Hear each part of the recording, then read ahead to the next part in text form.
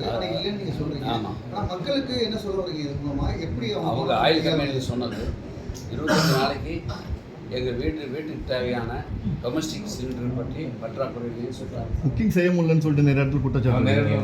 இது இல்லை, வீட்டு சிலிண்டர் வந்து புக்கிங் ஆக மாட்டேன்றாங்க சார்.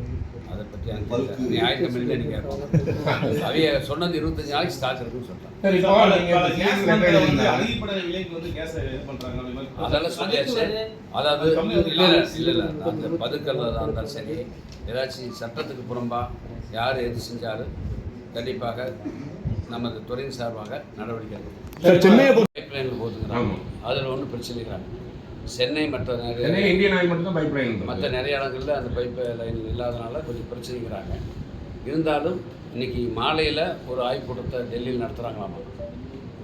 3 கம்பெனிக்கு சேர்ந்தவங்க நடத்தி என்ன முடிவு எடுப்பது என்பது சம்பந்தமாக இன்றைக்கி மாலையில் ஒரு முடிவு எடுக்கப்படும் என்று அந்த அதிகாரிகள் 3 அதிகாரிகள் 3 நிறுவனத்தை சேர்ந்த அதிகாரிகள் சொல்லிவிட்டு சென்றிருக்கார்கள். இருந்த போதிலும் இன்றைக்கி மாநில அரசு அவங்க கேட்டிருக்கிற கோரிக்கையெல்லாம் நான் ஏற்கனவே சொன்ன மாதிரி முதலமைச்சருடைய கவனத்துக்கு எடுத்து சென்று மாண்பு முதலமைச்சர் சம்பந்தமாக உரிய நடவடிக்கை எடுப்பார். நாங்கள் அவங்க சொல்லிட்டோம், நீங்கள் உங்களுடைய கருத்துக்களுக்கு உங்களுடைய உணர்வுக்கு கண்டிப்பாக தமிழக அரசு மதிப்பளிக்கும்.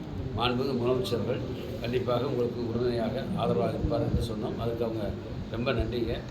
நேற்றைக்கு முதலமைச்சர் உடனடியாக அந்த ஆய்வுக்கூட்டத்தை நடத்தினார். இன்றைக்கி இந்த எங்களையெல்லாம் அழைத்து இந்த கூட்டத்தை நடத்தியதற்கு நன்றி. எங்கள் கருத்துக்களை கேட்டதுக்கு நன்றி.